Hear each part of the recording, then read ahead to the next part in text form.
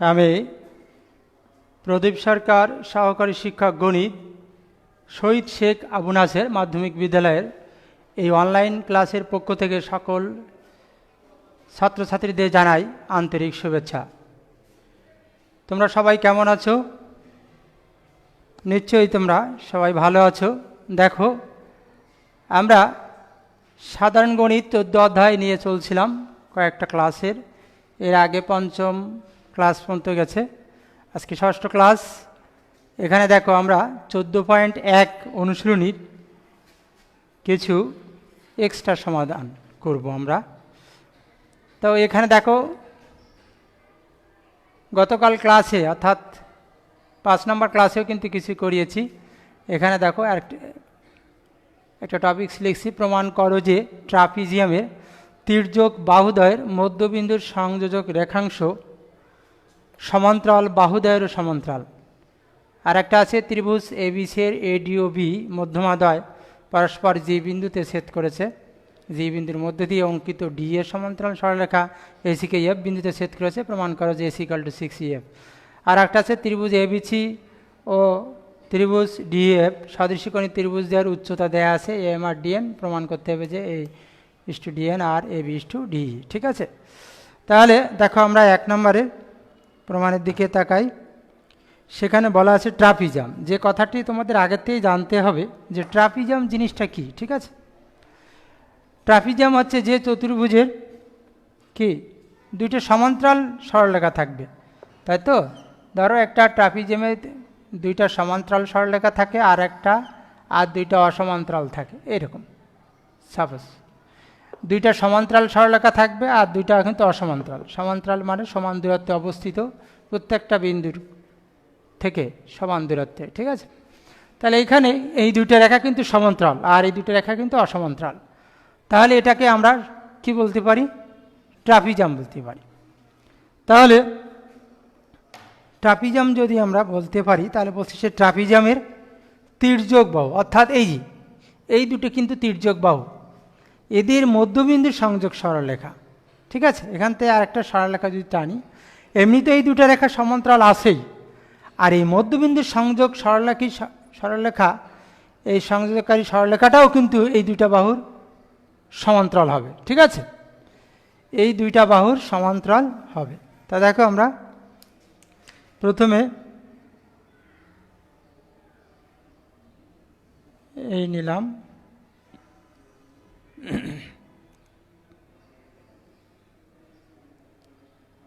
Suppose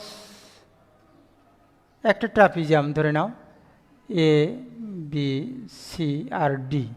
ঠিক আছে, তাহলে এ বি সি ডি একটা ট্রাপিজাম। তো ট্রাপিজামের বলছে কি তির্যক বাহু দেয়, তির্যক বাহু কিন্তু এডি আর বিসি। তাহলে বলছি এডি আর বিসি এই মধ্যবিন্দুর সংযোজক সরলরেখা। তাহলে আমরা কি করব? আমরা এডিএকে দ্বিখণ্ডিত করলাম, যোগ করে দেব। ঠিক আছে, যদি যোগ করে দিই, দেখো মোটামুটি একটু সমান্তরাল দেখানো যাচ্ছে যদি আমরা এটা ই আর এফ দিই। ঠিক আছে, তাহলে এই যে ইএফ সরলরেখাটা খেয়াল করো, ইএফ সরলরেখাটা কার? এমনি দেখো ট্রাপিজামের কিন্তু এ বি সমান্তরাল ডিসি আছে, বলছে কি ওর সাথে যুক্ত হবে কে? তির্যক বাহুদ্বয়ের মধ্যবিন্দুর সংযোগ সরলরেখা। তির্যক বাহু কই?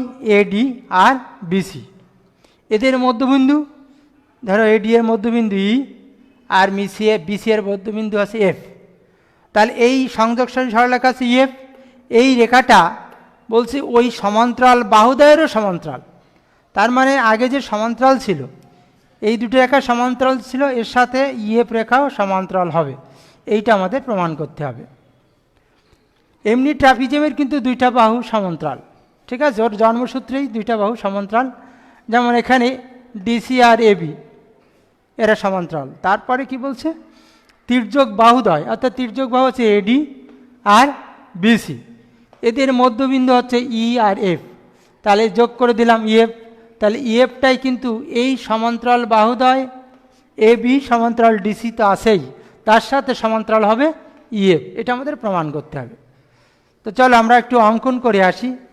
অঙ্কনে বলছি বিশেষ নির্বাচন সাধারণ নির্বাচন কিন্তু খুব বেশি কঠিন নয়, মনে করি দিয়ে তোমরা লিখে দিবা যে মনে করি এবিসি ট্রাপিজামের কি এ বি সমান্তরাল ডিসি, তাহলে এ বি এর মধ্যবিন্দু ই, বিসি এর মধ্যবিন্দু এফ, ইএফ যোগ করা হলো, অতএব প্রমাণ করতে হবে যে এ বি সমান্তরাল ডিসি সমান্তরাল ইএফ। ঠিক আছে, এবার দেখো এটাকে একটু বর্ধিত করব, এটাকেও ডিএকে যদি আমরা বর্ধিত করি এরকম,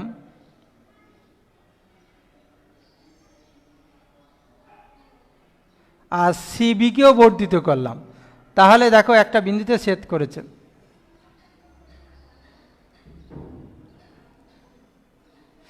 তাহলে কোথায়, ধরো একটা বিন্দু এই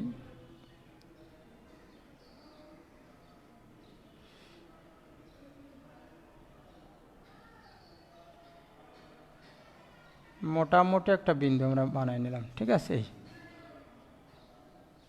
কাটা কম্পাস ছাড়া তো, ঠিক আছে। তাহলে এটাকে ধরো আমরা পি দিলাম নাম, ব্যাস। তাহলে কি করলাম, অঙ্কন আছে ডিএকে আর সিবিকে, একে আমরা বর্ধিত করেছি। বর্ধিত করলে কি হয়, বর্ধিত অংশ দেয় কোথায়, কি বিন্দুতে ছেদ করেছে, দেখো এটা পি বিন্দুতে ছেদ করেছে।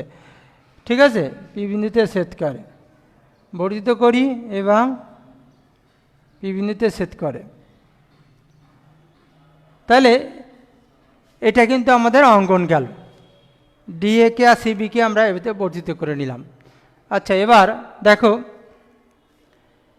এই প্রমাণের ক্ষেত্রে আমরা প্রথম দিকে আমরা যদি ত্রিভুজ, দেখো তো এখন প্রমাণে আসি আমরা, ত্রিভুজ পিসিডি এর ভিতরে কিন্তু জন্মসূত্রেই কিন্তু এ বি সমান্তরাল ডিসি ছিল, কারণ যেহেতু ট্রাপিজিয়াম সেই হিসাবে দুটো সমান্তরাল। তো দেখো কোনো একটা ত্রিভুজের এর প্রথম দিকে যে প্রথম উপপাদ্যটা ছিল, কোনো ত্রিভুজের কোন একটা বাহুর সমান্তরাল সরলরেখার অপর বাহুদ্বয়কে সমান অনুপাতে বিভক্ত করে। ঠিক আছে, ধরো এ পি ডিসি ত্রিভুজের ডিসি রেখার সমান্তরাল ধরো এবি, তাহলে এই বি রেখাটি কি করবে, এই বাহুদ্বয়কে সমান অনুপাতে বিভক্ত করবে। এটা ছিল প্রথম দিকের যে উপপাদ্যটা। ঠিক আছে, মনে আছে নিশ্চয়ই তোমাদের। দেখো তাহলে কি আমি আবার বলি যে কোনো ত্রিভুজের একটা বাহুর সমান্তরাল, কোনো বাহুর সমান্তরাল সরলরেখা অপর বাহুদ্বয়কে সমান অনুপাতে বিভক্ত করে। তাহলে এখানে আমরা ধরো ডিসি রেখার সমান্তরাল এবি আছে, তাহলে এবি কি করবে, পিডি আর পিসি এই রেখাকে সমান অনুপাতে বিভক্ত করবে। ঠিক আছে, তাহলে এবার আমরা কি লিখতে পারি, দেখো এটা যদি সমান্তরাল হয় তখন কিন্তু আমরা এরকম লিখতে পারি পিএ বাই এডি। ঠিক আছে, আর পিবি বাই বিসি। এবার আমরা একটু যোজন করি, যোজন মানে কি, লব প্লাস হর, আর এপাশেও তাই, যা করব আমরা দুই সাইডেই করব। ঠিক আছে, এই পিবি প্লাস বিসি, আর এখানে শুধু বিসি থাকবে। দেখো তো একটু যোজন করে নিলাম, পিএ আর এডি কই, পিএ আর এডি সম্পূর্ণটা মিলে আমরা পিডি লিখতে পারি। ঠিক আছে, পিডি বাই এডি। আর এটাকে যদি আমরা লিখি, দেখো পিসি, পিসি বাই বিসি, এটা কিন্তু আমরা সহজেই লিখতে পারি। ঠিক আছে, এখন এবার খেয়াল করো, যদি আমরা এডিকে একটু চেঞ্জ করে লিখি, কিভাবে, এই এডি এর মধ্যবিন্দু কিন্তু ই, তাহলে দেখো এই আর ডি কি সমান না, অবশ্যই সমান, কারণ যেহেতু ই মধ্যবিন্দু, তাই তো, ই যদি মধ্যবিন্দু হয় তাহলে দেখো এই আর ডিই এরা দুইটা অংশ সমান। ঠিক আছে, আবার একই ক্ষেত্রে কিন্তু এফও মধ্যবিন্দু, কার, বিসি এর, তাহলে এই বিএফ অংশ আর এফসি অংশ এই দুটো অংশ অবশ্যই সমান। তাই যদি হয় তাহলে আমরা এডি ইকুয়াল টু লিখতে পারি, এডিকে আমরা যদি একটু আলাদাভাবে লিখি, দেখো এডি মানে আমরা যদি বলি এই প্লাস ডি, আর এই যা ডি তাই, তাহলে সংক্ষেপে কি লেখা যায় 2DE, এটা কিন্তু আমরা লিখতেই পারি, ঠিক আছে। এডি মানে 2DE লেখা যায়। তাহলে একই এখানে কিন্তু আমরা সাইড নোটে আর লিখব না, একবারে এডি মানে 2DE লিখব, ঠিক আছে। আবার এখানে দেখো এ সাইডেও তাই, বিসি মানে কি লিখতে পারি, দেখো বিসি মানে কি বিএফ, এখানে কিন্তু বিএফ সমান সিএফ, এই দুইটা অংশ কিন্তু সমান, ঠিক আছে। যেহেতু এই দুটো অংশ কিন্তু সমান, যেহেতু এফ মধ্যবিন্দু, তাই তো, তাহলে এফ যদি মধ্যবিন্দু হয় সেক্ষেত্রে আমরা কি লিখতে পারি, দেখো সেক্ষেত্রে যদি আমরা বিসি ইকুয়াল টু লিখতে পারি, বিসি মানে আছে বিএফ প্লাস সিএফ, তাহলে বিএফ ইকুয়াল টু সিএফ যদি হয় আমরা সিএফ লিখলাম, তাহলে তার মানে কি লেখা যায় 2CF লেখা যায়, ঠিক আছে, বুঝছো সবাই। তাহলে BC equal to BF plus CF, তাহলে বিএফ যা, এই বিএফ যা সিএফও তাই, যেহেতু এফটা আছে বিসির মধ্যবিন্দু, ঠিক আছে। তাহলে দুইটাই সিএফ হয়, সেখানে আমরা এখানে বিসির জায়গায় 2CF লিখি। দেখো উভয় পক্ষে 2 দ্বারা গুণ করলে এটা কেটে যাবে, তাহলে পিডি বাই ডিই আর পিসি বাই সিএফ, দেখো পিডি পিডি বাই ডিই আর পিসি বাই সিএফ, এরকম যদি হয় তাহলে কিন্তু আমরা বলতে পারি এফটা সিডির সমান্তরাল, ঠিক আছে। এটা সেই প্রথম উপপাদ্যের থিওরি অনুযায়ী সবই প্রায় কাজ হচ্ছে। তাহলে দেখো এটা যখন পিডি বাই ডিই থাকে, পিডি বাই ডিই আর পিসি বাই সিএফ যখন হবে তখন এই যে ইএফ রেখাটা ডিসি রেখার সমান্তরাল, ঠিক আছে। তাহলে আমরা বলতে পারবো ইএফ সমান্তরাল ডিসি। দেখো প্রথমে কিন্তু দুইটা সমান্তরাল ছিল, এ বি সমান্তরাল ডিসি ছিল, আর এটা আমরা প্রমাণ করেছি। তাহলে এই দুটো যদি আমরা একত্রে লিখতে পারি তাহলে কিন্তু এভাবে লেখা যায় এ বি সমান্তরাল ডিসি সমান্তরাল ইএফ, ঠিক আছে। সব মিলিয়ে কিন্তু এটা এইভাবে লেখা যায়। প্রথমে তো দুইটা সমান্তরাল ছিল, যেহেতু এটা ট্রাপিজিয়াম, ঠিক আছে, আর এটা আমরা সমান্তরাল দেখালাম, ঠিক আছে, যখন কি সেই প্রথম উপপাদ্যের থিওরি অনুযায়ী, ঠিক আছে, একটা সম্পূর্ণ অংশ আর একটু বাড়তিটা এভাবে। তাহলে আমরা ইএফটা ডিসির সমান্তরাল দেখাইছি। তাহলে এই দুটো সমান্তরাল যদি আমরা একত্রে করি, দেখো এ বি সমান্তরাল ডিসি আবার ডিসি সমান্তরাল ইএফ, তাহলে একত্রে এভাবে লিখতে পারি এ বি সমান্তরাল ডিএফ আর সমান্তরাল ডিসি, ঠিক আছে। তাহলে এই গেল 3 নাম্বার এক্সট্রা 14.1-এর, ঠিক আছে। আমরা এর পরবর্তীতে যাই, খেয়াল করো পরবর্তীতে আমরা আরেকটা এক্সট্রা লিখছি, দেখো সেটা 4 দাগ, বইয়ের সম্ভবত 4। এখানেও কিন্তু একটা অংশ দেয়া আছে,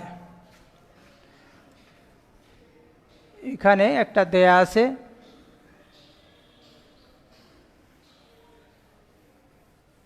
সহজভাবে একটা অংশ দেয়া আছে যে বলছে ত্রিভুজ এবিসি এর এডি আর বি মধ্যমাদ্বয় পরস্পর ছেদ করেছে। তাহলে মধ্যমা কাকে বলে আমরা মধ্যমা সম্পর্কে অবশ্যই ধারণা রাখব।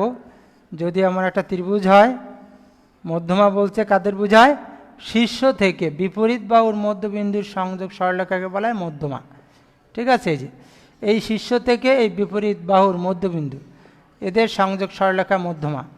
আবার এখানেও তাই, এটা তো অবশ্যই হয়ে যাবে, দুইটা হইলে আরেকটা হয়ে যাবে।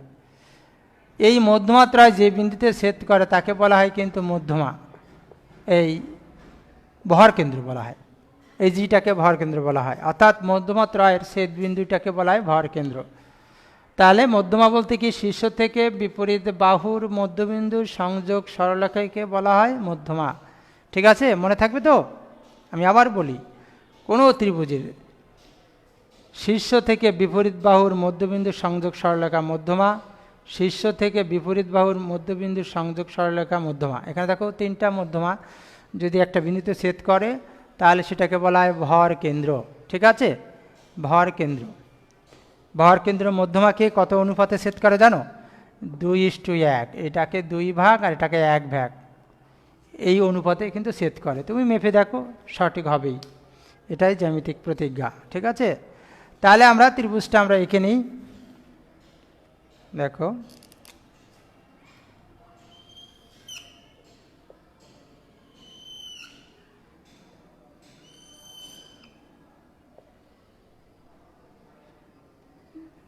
এর কোনো সুনির্দিষ্ট কোনো মাপ নেই, তুমি তোমার মতো আঁকাবা,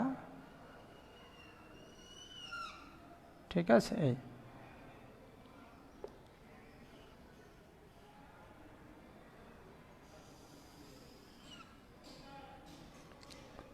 এই হচ্ছে ধরো মধ্যবিন্দু। এক সাইড একটু বড় করে নিয়েছি যাতে প্রমাণ করতে একটু সুবিধা হবে। তাহলে আমরা এ বি সি ত্রিভুজের এডি আছে মধ্যমা, আর একটা দেখো বি মধ্যমা আছে। তাহলে এই যে মধ্যবিন্দু, এসি এর মধ্যবিন্দুর সাথে যদি আমরা যোগ করে দিই,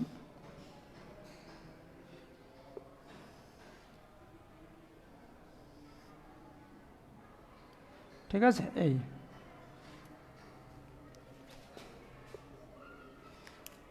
তাহলে দেখো,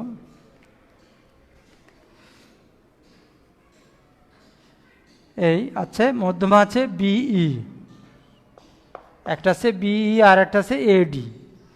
এরা মধ্যমা কোথায় মিলিত হয়েছে? একটা বিন্দুতে মিলিত হয়েছে। এই খেয়াল করো, ত্রিভুজ এবিসি, ঠিক আছে? ত্রিভুজ এবিসি এর এডি আর বি আছে মধ্যমা, এ আছে এডি, কারণ বিসি এর মধ্যবিন্দুর সংযোগ সরলরেখা ছিল, ঠিক আছে? রেখাগুলো সঠিক হয়নি, তোমরা সঠিক করে আঁকাবা। জি হচ্ছে জি বিন্দু ছেদ করেছে। আর একটা মধ্যমা দেখো বিইটা আছে কি? এসি এর মধ্যবিন্দু। তাহলে এই দুইটা মধ্যমা এরা পরস্পরকে কোথায় ছেদ করেছে? তোমার জি বিন্দুতে। বলছে জি বিন্দুর মধ্য দিয়ে একটা অঙ্কিত ডি রেখার সমান্তরাল, তার মানে আগে ডি রেখা তো যোগ করেই নিতে হবে। এই ডি রেখাটা আগে যোগ করে নিলাম।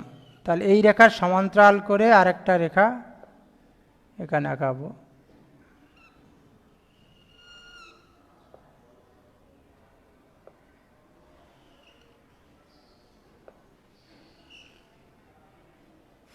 ঠিক আছে? মোটামুটি এটা ধরো এফ। তাই বলছে যে জি বিন্দুর মধ্য দিয়ে অঙ্কিত সরলরেখা, খেয়াল করো আগে, জি বিন্দুর মধ্য দিয়ে অঙ্কিত সরলরেখা ডি রেখার সমান্তরাল রেখা, এই যে ডি রেখার সমান্তরাল রেখা যা এসিকে এফ বিন্দুতে ছেদ করেছে, ঠিক আছে? এই গেল তোমার থিওরি। প্রমাণ করতে হবে যে এসিটা আছে 6EF এর সমান। তাহলে আমরা মধ্যমা সম্পর্কে ধারণা কিভাবে নিলাম?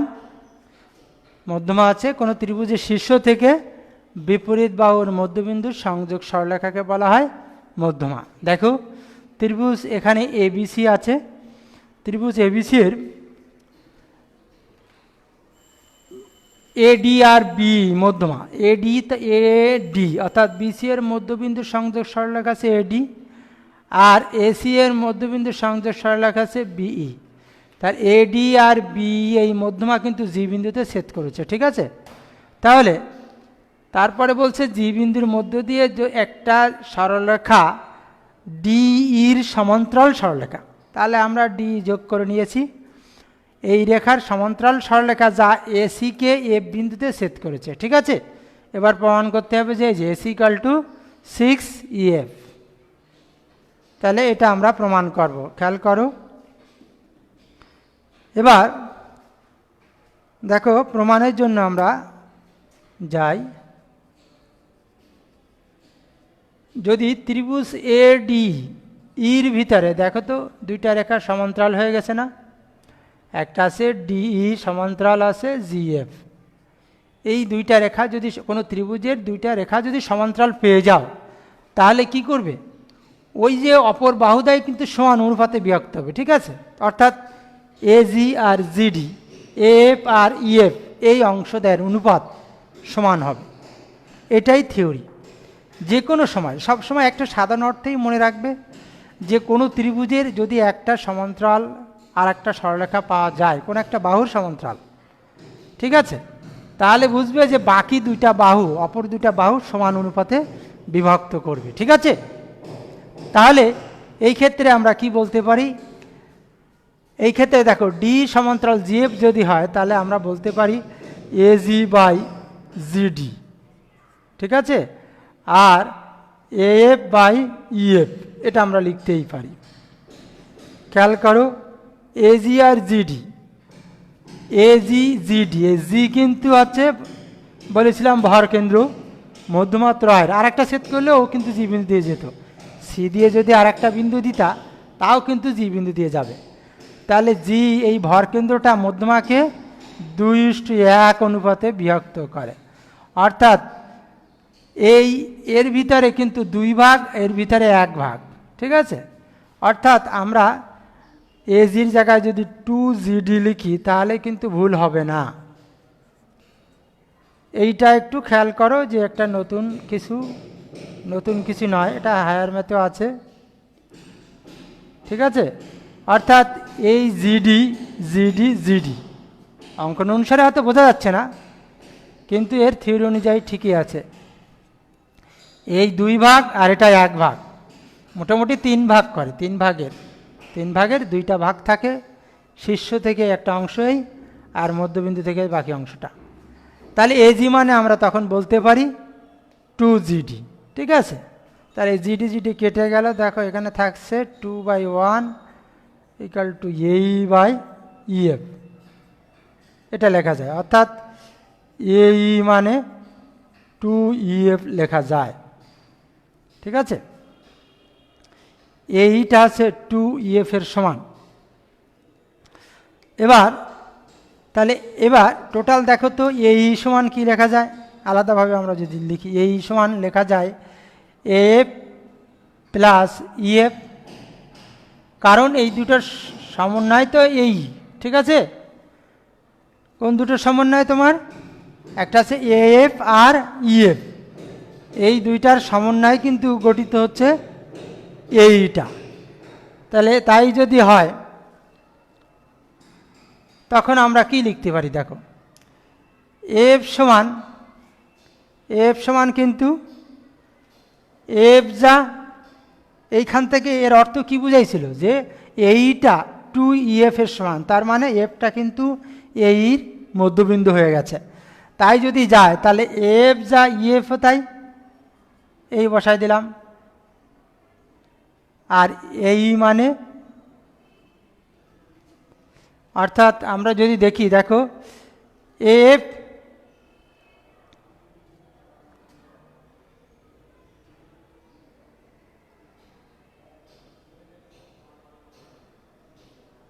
আমরা এখানে কিন্তু একটা লিখতে ভুল করে ফেলেছি, এএফ তারপর এই হয়ে গেছে, সরি, তার এএফ হবে, ঠিক আছে। এএফটা সে 2 অংশ ইএফ এর, মানে এই অংশ যোগফল, ঠিক আছে।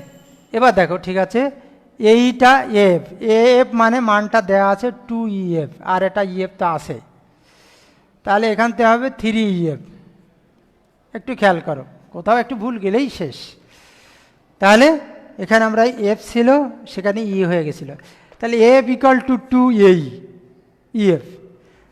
তাহলে এবার আমরা বলতে পারি এই সমান এএফ প্লাস ইএফ, ঠিক আছে। তাহলে এফ এর জায়গায় এই মানটা বসিয়ে দিচ্ছি 2EF, আর ইএফ তো আছে, তাহলে 3EF হলো। এবার আমাদের আসতে হবে এসি, তাহলে এসি ইকুয়াল টু আমরা কি লিখতে পারি, দেখো এসি মানে 2AE লিখতে পারি, যেহেতু ইটা মধ্যবিন্দু, তাহলে এই অংশ আর এই অংশ সমান, তাহলে এই অংশ যা এই অংশ তাই, এখান থেকে যদি আরেকটু ভেঙে লেখো তাও হবে, ঠিক আছে। এসি মানে হচ্ছে, আমি যদি এইভাবে লিখি এই প্লাস সি, তা হবে, আর এই যা সি তাই, তার মানে এই যা আশির জায়গায় আমরা এই দিলাম, তাহলে 2AE, এই মান দেখো এই যে পেয়ে গেছি, অর্থাৎ 2 × 3 EF অর্থাৎ 6 EF, এটা আমাদের প্রমাণ চেয়েছিল। ঠিক আছে, তাহলে এটা কিন্তু সহজে আমাদের হয়ে গেল, ঠিক কিনা? দেখো অতি সহজে AC = F হয়ে গেছে। আচ্ছা, এবার পরে আর একটা আছে, দেখো কিন্তু সহজভাবেই কিন্তু হয়ে গেছে, শুধু একটা জায়গায় একটু খেয়াল করবো আর সবই কিন্তু সঠিক। আমরা পরে আরেকটা একটু করে আসি। বলছে দুইটা ত্রিভুজ সদৃশকোণী এবং তাদের উচ্চতা সমান। ঠিক আছে, তা যদি হয়, ধরো সদৃশকোণী যখন আমরা একটা মোটামুটি একটু আঁকি, সঠিক তো হাত দিয়ে সম্ভব না,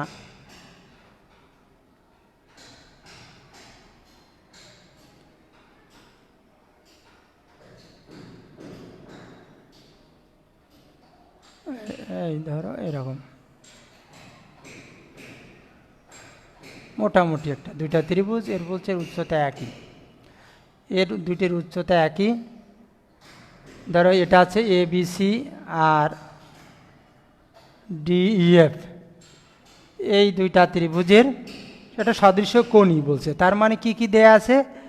A কোণের সাথে D কোণ সমান, B কোণের সাথে তোমার E কোণ সমান, আর আছে C কোণের সাথে F কোণ। এটা আমাদের দেওয়া আছে যেহেতু সদৃশকোণী। ঠিক আছে, আর উচ্চতা দেয়া আছে দেখো AM, আর একটা হচ্ছে DN, ব্যাস সমান হলে প্রমাণ করতে হবে এটা। তা দেখো যখন আমাদের এগুলো কিন্তু আমাদের তাহলে বি কোণের সাথে কিন্তু ই কোণ সমান। ঠিক আছে, এবার ত্রিভুজ আমরা দুইটা ত্রিভুজ নিয়ে দেখি। ত্রিভুজ দেখো ABM, ওরা যেহেতু লম্ব, প্রমাণে চলে যাচ্ছে আমরা ত্রিভুজ DEN, খুবই সংক্ষিপ্ত ছোট একটা প্রমাণ। ঠিক আছে, এই দুইটা ত্রিভুজের ভিতরে দেখো তো কি লেখা যায়, দুইটা ত্রিভুজ কি সদৃশকোণী কিনা সেটা আমার দেখাতে হবে। তাহলে যেহেতু এটা লম্ব, তাহলে এই কোণ আর এই কোণ সমান, এমনি আছে ABM, এই কোণটা সমান আছে DEN। বি কোণ আর ই কোণ তো সদৃশকোণিতার শর্তে সমান, আর এমটা হচ্ছে কি লম্ব হিসাবে সমান, AMB = আছে DNE।